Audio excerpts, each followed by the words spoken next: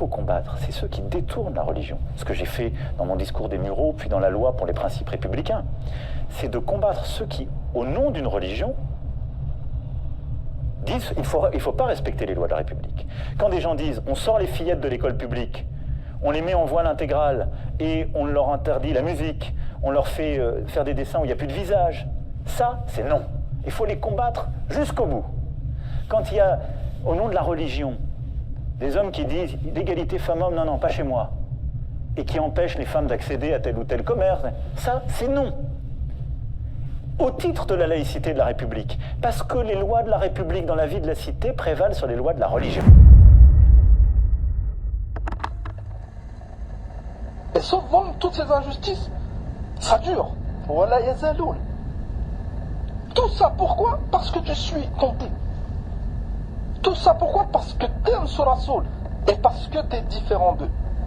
Faire vivre avec Haoula t'expose. Tu t'exposes toi et t'exposes tes proches à un danger permanent. قال عز وجل ودوا لو تكفرون كما كفروا فتكونون سواء. C'est ça leur but. Mais moi je pense que je voudrais que ces femmes décident à un moment de tomber le voile. Vous savez, il y a des, je citerai pas qui, mais dans une ville où je suis très attaché à Clichy-sous-Bois, qui a un maire qui est formidable, et voilà, c'est une ville où, comme mon épouse comme moi, on est très attachés. Il y a des jeunes femmes qui arrivaient dans des cours post-bac avec le voile. Personne leur a dit, vous n'avez pas le droit de venir parce que vous avez le voile. Et au bout de quelques mois, elles l'ont tombé d'elles-mêmes. Je ne suis pas contre le voile. Mais quand elles font ce choix, c'est ça la République. Peut-être qu'elles le remettent si elles le choisissent. Mais ça veut dire qu'il y a quelque chose qui s'est passé d'une ouverture de conscience. Et au fond, quand vous ouvrez que la République est bienveillante, qu'elle permet de mettre autour de la table ces jeunes femmes, ces femmes qui étaient là, elles ont été à ces cours, elles ont vu d'autres femmes, d'autres garçons. Et à un moment, elles ont fait le choix. Elles se sont dit, ma liberté, c'est de le tomber. Peut-être qu'elles choisissent. Ça, c'est la liberté, c'est la République. يثقفوكم يكونوا لكم أعداء ويبسطوا إليكم أيديهم وألسنتهم بالسوء وودوا لو تكفرون. S'ils vous dominent, ils seront des ennemis pour vous et étendront en mal leurs mains et leurs langues vers vous. Et ils aimeraient que vous deveniez mécréants.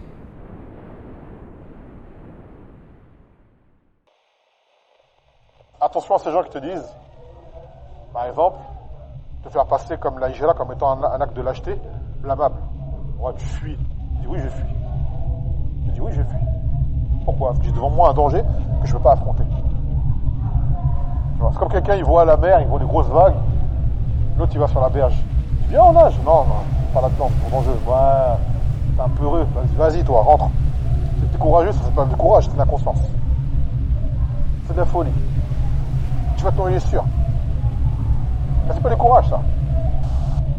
Celui qui dit je suis en France, je fais face, il n'a pas peur pour lui en fait. Ya'man makrillah. Il se croit à l'abri du coup d'Allah Azza wa Jal. Wa la ya'manu makrallah ilakum al-khasirun. Et seuls les peuples de perdants sont à l'abri du makr d'Allah. Ceux qui disent moi j'affronte, il n'a pas peur lui, c'est pas du courage. C'est du jahl ou du hawa. Car en fait ce qu'il y a devant lui, il le veut. Tu vois, il le veut. Il n'a pas peur de dévier, il n'a pas peur de s'égarer ou autre. Sinon, crois-moi, il partirait lui aussi. Donc c'est une fuite, non. C'est une fuite qui est louable. Donc après, regardez le hell des enfants. Qu'est-ce qu'ils deviennent? L'enfant, on le force à rentrer à l'école. L'école est obligatoire en France. C'est de pire en pire. Même l'école, par correspondance, à la maison, ça va être terminé ça. À part avec des conditions très serrées, très strictes. Le troisième pilier de notre stratégie, c'est l'école.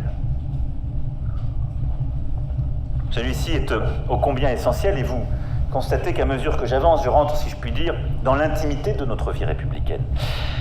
L'école, c'est le creuset républicain. C'est ce qui fait qu'on protège nos enfants de manière complète par rapport à tout signe religieux, à la religion. C'est vraiment le cœur de l'espace de la laïcité. Et c'est ce lieu où nous forgeons les consciences pour que les enfants deviennent des citoyens libres, rationnels, pouvant choisir leur vie. Et donc l'école est notre trésor collectif. C'est ce qui permet dans notre société de bâtir ce commun qu'est la République. J'ai pris une décision, sans doute, et je la mesure, et nous en avons beaucoup débattu avec les ministres. Sans doute l'une des plus radicales depuis les lois de 1882 et celle assurant la mixité scolaire entre garçons et filles en 1969. L'instruction à domicile sera strictement limitée, notamment aux impératifs de santé. Nous changeons donc de paradigme, et c'est une nécessité. Plusieurs députés en séance ont interrogé le ministre de l'Éducation nationale, Jean-Michel Blanquer, et lui ont demandé est-ce que oui ou non, et à plusieurs reprises, les parents sont les premiers éducateurs de leurs enfants. Et à aucun moment, le ministre de l'Éducation nationale a répondu oui. Au contraire, il a botté en touche à chaque fois, parce que dans sa conception, eh bien, les parents ne sont pas l'apanage les enfants ne sont pas l'apanage des parents, et ça n'est pas aux parents de décider. Tant et si bien que même la rapporteuse du projet de loi a dit que faire l'école à la maison, en soi, eh bien, c'était du séparatisme. Pourquoi c'est du séparatisme? Parce que selon eux, c'est en dehors de la République. Et finalement, dans leur conception, si vous voulez, eh bien, Jean-Michel Blanquer l'a dit, l'école c'est bon pour les enfants. Il l'a répété comme un mantra pendant toute la mobilisation. Sous-entendu, il n'y a pas d'autre alternative. Et même le président de la République aussi a dit la place d'un enfant est à l'école. Et donc, finalement, l'école à la maison, si vous voulez, et c'est un peu comme pour le hors-contrat ou l'école libre peut-être, eh bien, n'a pas lieu d'exister. Un enfant doit être dans l'école de la République, point à la ligne. Ça fait donc depuis 140 ans en France que nous faisons l'école à la maison. Eh bien, cette année, a priori, ça va être la dernière année sous régime déclaratif. On était déjà dans les pays les plus restrictifs. Avec ce nouveau régime qui sera en vigueur l'année prochaine, en septembre 2022, ce régime d'autorisation qui est une interdiction déguisée, comme l'ont dit de nombreux sénateurs, eh bien, on va rejoindre les pays qui interdisent finalement l'école à la maison. وتراهم يعرضون عليها خاشعين من الذل ينظرون من طرف خفي وقال الذين آمنوا إن الخاسرين الذين خسروا أنفسهم وأهليهم يوم القيامة ألا إن الظالمين في عذاب مقيم. Et tu les verras exposés devant l'enfer, confondus dans l'avilissement, et regardant d'un œil furtif, tandis que ceux qui ont cru diront « Les perdants sont certes ceux qui au jour de la résurrection font leur propre perte et celle de leur famille. Les injustes subiront certes un châtiment permanent. » وقال النبي صلى الله عليه وسلم كلكم راع وكلكم مسؤول عن رعيته. Vous êtes tous des bergers, vous êtes tous responsables de votre troupeau. وقال النبي صلى الله عليه وسلم ما من عبد استدعاه الله على رعية فلم يحطها بنصيحة إلا لم يجد رائحة الجنة. Qu'il n'y ait pas de serviteur à qui Allah a confié, c'est-à-dire une famille, des enfants, et qu'il ne leur prodigue pas le conseil, c'est-à-dire le vrai conseil pour Allah, pour son messager, d'accord, pour son livre, sans qu'il ne soit privé de l'odeur du Jannah. Donc que dire de prendre ton enfant et de le mettre dans l'école des mécréants pour qu'il y apprenne? Ça, c'est la première cause pour le perdre.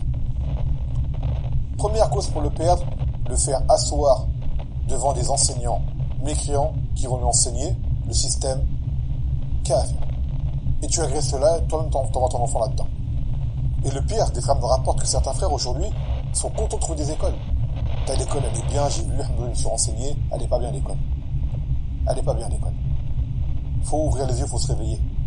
Cette école, quand tu prends ton enfant, tu le mets dans cette école-là, c'est juste qui t'est interdite. C'est juste qui t'est interdite. Sache-le de base. Donc il n'y a pas à être content d'en trouver une école. Il n'y a pas d'école qui soit valable pour nos enfants dans ce genre de pays. Et même les écoles qui ne sont pas des musulmans, elles sont limitées. L'enfant ne va pas en sortir sur une bonne aqidah, une bonne croyance. Il pourra y aller peut-être avec son qamis, la fille pourra y aller avec son hijab, mais est-ce qu'il va apprendre qui est Allah, le droit d'Allah, comment adorer Allah, c'est son messager sallallahu alayhi wa sallam. Et comment s'y prendre sur la voie des salafs? Sûrement pas. Ensuite, parce que l'école doit d'abord inculquer les valeurs de la République, et non celles d'une religion, former des citoyens, non des fidèles, les écoles hors contrat, qui sont davantage contrôlées grâce à la grande avancée que constitue la loi dite Gatel, feront l'objet d'un encadrement encore renforcé. La République s'est construite autour de l'école, qui forme plus que des individus, qui élève des citoyens, qui façonne des esprits libres. C'est pourquoi, j'en suis convaincu, la République résistera par l'école, par l'école, par l'école, par l'école. Ils ont décidé de propager dans tous les programmes ce qu'ils appellent la charte de la laïcité. On l'a vu à l'Emanchoura, c'est une affiche à Hakada, et il y a des articles. C'est une ligne de conduite pour tous les enfants par rapport à la laïcité. Vous allez voir qu'il y a du kufr wadih. Cette charte de la laïcité, vous allez voir que chaque élève qui est dans les écoles françaises, il doit appliquer Hada. C'est du kufr wadih. Le slogan, ils ont un slogan, la nation confie à l'école la mission de faire partager aux élèves les valeurs de la République, et les valeurs du kufr. Si t'inscris, tu places ton enfant, il est touché. Ton enfant, c'est un élève parmi les élèves. La nation confie à l'école, de faire propager aux élèves. Ils sont clairs. Chaque élève, il doit être touché. Les valeurs de la République. Nous, on veut faire partager à nos enfants les valeurs du tawhid, les valeurs de la sunna, les valeurs de nos imams. C'est ça qu'on veut. صحيح. أما الدعوة الآن elle est خطيرة. اسمع un des articles ماذا يقول. L'article numéro 3. La laïcité garantit la liberté de conscience à tous. Ton enfant, il est dans cette école, il est libre. Liberté de conscience. Chacun est libre de croire ou de ne pas croire. Ils vont enseigner à ton enfant. Ils vont lui montrer, t'as le choix. Si tu veux être musulman, t'es musulman. C'est des kadhab. Leur but, c'est que ce ne soit pas un musulman. Et si tu veux ne pas être un musulman, t'as le choix. Et c'est là qu'ils vont appuyer. Séparer les affaires de l'État comme l'école des affaires religieuses pour permettre à chacun de croire ou de ne pas croire, le principe de laïcité a été instauré en France par une loi de 1905 et vous l'appliquez à la lettre en laissant vos croyances personnelles aux portes de l'école. On n'en parle jamais, du coup c'est pour ça qu'il n'y a pas de problème avec ça. La couleur, la peau et la religion, moi ça m'intéresse pas trop, ça c'est le comportement. L'attitude envers toi. Oui. ومن يبتغ غير الإسلام دينا فلن يقبل منه وهو في الآخرة من الخاسرين. Et quiconque désire une religion autre que l'islam ne sera point agréé et il sera dans l'au-delà parmi les perdants. On va suivre Kalam Rabbina Azza wa Jal Al-Ghafour Ar-Rahim ou on va suivre Kalam A'da'uhu al-Mujrimin. On va suivre quel un autre article numéro 4 يقول la laïcité permet l'exercice de la citoyenneté en conciliant la liberté de chacun avec l'égalité et la fraternité de tous. Ils vont apprendre ton enfant à Hada. Tu dis pas Fulan c'est un mujrim, Fulan c'est un Yahoudi, Fulan c'est un Nasrani, Fulan c'est un kafir. Là, vous êtes tous égaux, vous êtes tous des frères et vous devez vous aimer. Ils vont lui apprendre à Hada. Attends, cet enfant il va venir le soir, tu vas essayer de lui expliquer Aqidat al-Sunnah, ça va pas aller. Aqidat al-Sunnah elle est fondée sur le wala wal bara. Aimer pour Allah, détester pour Allah. La laïcité elle est fondée, t'aimes tout le monde. Comment tu vas faire? Tu vas dérégler cet enfant, mesquin. Sahih, tu vas le dérégler, il faut savoir. On est avec Aqidat al-Salaf ou Aqidat al-Kuffar. Allah subhanahu wa ta'ala yaqul أفنجعل المسلمين كالمجرمين ما لكم كيف تحكمون. Traiterons-nous les soumis à Allah à la manière des criminels? Qu'avez-vous? Comment jugez-vous? C'est kalam Allah. Est-ce que al-muslim ou al-mujrim ils sont égaux? Ma lakum kayfa tahkumun. Allah subhanahu wa ta'ala hakada yaqul ma lakum, qu'est-ce qui vous arrive? ما لكم كيف تحكمون فكيف أنت أيها الأب ton enfant tu le pousses عند هؤلاء. Parmi les articles كذلك il est خطير هذا جدا l'article numéro 6 يقولون elle protège Et la laïcité, elle protège les enfants de tout prosélytisme. Le prosélytisme, c'est da'wa. Et de toute pression qui les empêcherait de faire leur propre choix. Ils vont montrer à cet enfant un tabé la da'wa de tes parents. Tu choisis. Tu vas tout faire pour faire da'wa à ton enfant. Tu lui veux le khayr, tu l'appelles al-jannah. Ils disent là, tu dois faire attention des pressions. Ils appellent ça des pressions. La laïcité et la liberté qui va avec n'existent pas partout dans le monde, mais chez nous, c'est un principe tellement important qu'il est inscrit dans la Déclaration des droits de l'homme et du citoyen et dans notre Constitution, c'est-à-dire le texte fondateur de notre République. Les adultes, ils ne doivent pas obliger les enfants à pratiquer la religion qu'ils font eux. On n'est pas obligé d'avoir la même religion que nos parents, parce qu'on on est libre en fait. Ils savent très bien que c'est les musulmans. Tous ces articles, wallah, que c'est les musulmans qui sont visés. Les Nasara, les Yahoud, ils ont plus de dit. Ceux qui vont appeler, c'est les musulmans. Les Al-Kufar, ils savent que certains parents, ils ont encore un minimum. Ils vont essayer de montrer. Ils sont en train de finir l'élève. Hatta cette da'wa que tes parents vont te faire, n'écoute pas, choisis ce que tu veux.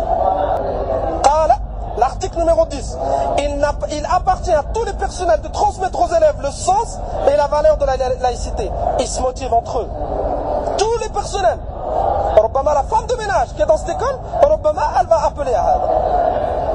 Le directeur, les professeurs, ceux qui gardent, tous ils doivent s'entraider vers elle. Cet enfant mesquin, il est tout seul au milieu d'Aoula. L'article numéro 12.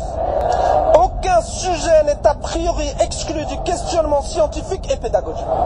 Il montre t'as inscrit ton enfant, demain tu viens pas dire pourquoi vous avez appris à mon enfant à Adala. Ils t'ont mis des règles. La laïcité, on a le droit d'enseigner ce qu'on veut, même l'homosexualité. Mais en tout cas, ce matin, une campagne de sensibilisation contre l'homophobie et la transphobie était lancée sous l'égide de l'Éducation nationale. Le principe est présenté sur le site du ministère de la manière suivante: prévenir les manifestations de l'homophobie et de la transphobie ordinaire dans les établissements scolaires et faire acquérir à tous les élèves le principe de l'égale dignité des personnes pour assurer un climat scolaire serein pour tous. Dit d'une autre manière par Jean-Michel Blanquer sur Europe 1 ce matin, cela donne ceci. Lutter contre l'homophobie ou la transphobie, c'est évidemment lutter pour les valeurs de la République, pour lutter pour le droit à la différence, le fait qu'on doit accepter chacun comme il est et permettre à chacun son épanouissement. C'est une sorte d'évidence et c'est l'école qui est le premier lieu, avec la famille, où on doit dire ces évidences. Et donc nous les disons et on va les dire avec une grande force. Un autre article, nul ne peut se prévaloir de son appartenance religieuse pour refuser de se conformer aux règles applicables dans l'école de la République. Chef ala monsi. Pas le droit. Maintenant, une fille, tu mets ta fille à l'école, elle a 7 ans, 8 ans, 10 ans, 11 ans, 12 ans, il faut qu'elle mette le hijab. C'est arrivé à partir de 10 ans, à partir de 7 ans, 8 ans, il faut qu'elle mette le hijab. Cette fille, elle n'a pas le droit de porter son hijab en prétendant être musulmane. Nul ne peut se prévaloir de son appartenance religieuse pour refuser de se conformer à l'école de la République. Là, à l'école, ils ont interdit le hijab. Tu n'as pas le droit de dire là. Les mad, tu les inscris avec tout ça. Ils veulent pas de toi, ils te disent pars. On veut pas de toi, ils viennent. Tu vois les barrières et les obstacles qu'ils mettent. Inna al-qalb dha'if. Ibn Tawus, il sait que le cœur de la personne il est faible. Enfin, préserve. En emmenant ton enfant chez les kuffars, wallah, tu l'as pas préservé. Abadan. Ben, on peut se poser la question, est-ce que tu l'aimes vraiment? Après tout ça, est-ce que tu l'aimes? Si tu l'aimes, ne te contredis pas. Si tu as une faiblesse, pose-toi des questions. Fais des efforts, cherche la solution. Alors, tu as un problème. Tu as éprouvé ton enfant, tu n'arrives pas à l'enlever, à le désinscrire. Cherche les solutions. Demande aux gens de la sunna, demande aux gens de science, fais dua. Tout d'abord, il faut ressentir le problème. Comment, Inch'Allah, on trouve des solutions. T'as pas à te plaindre. Ils ont mis leurs règles, laisse-les avec leurs règles et trouve-toi un pays musulman, une école où ils en prennent l'aqida ou le tawhid et là tu fais dua contre Haoula. Toi tu vas lui dire la laïcité c'est le kufr, eux ils vont lui montrer que c'est bien. Tu sais pas, il va pencher où.